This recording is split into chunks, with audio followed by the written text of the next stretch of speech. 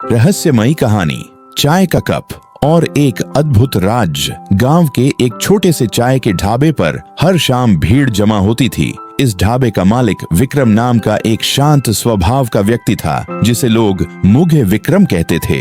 उसकी चाय की चर्चा पूरे इलाके में थी, लेकिन इस चाय की खासियत सिर्फ स्वाद नहीं बल्कि एक रहस्यमयी कहानी थी। हर रोज ढाबे के एक कोने में एक पुराना आदमी बैठता था। उसकी लंबी सफेद दाढ़ी, गहरी आंखें और कांपते हाथ किसी कहानी के गवाह लगते थे। वह हमेशा चाय का एक खास कप लेकर आता था, जिसे वह विक्रम को देता और कहता, बस इसमें ही चाय बनाना।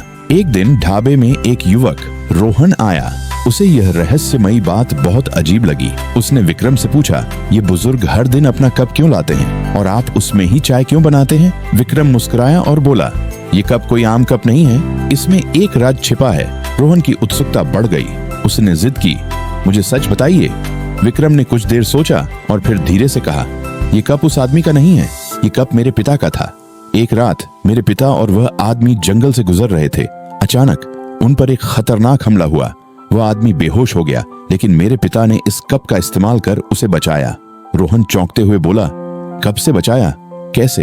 विक्रम ने गहरी सांस लेते हुए कहा, यह कोई साधारण कप नहीं है, इस पर एक प्राचीन मंत्र लिखा हुआ है। मेरे पिता ने इसका इस्तेमाल कर उसे बचाया। तब से वह हर दिन इस कप को लेकर आता है और इसमें चाय पीता है। कहते हैं ये कप उसे सुरक्षा देता है। लेकिन क्या? रोहन ने बेचैनी से पूछा। विक्रम की आवाज धीमी हो गई।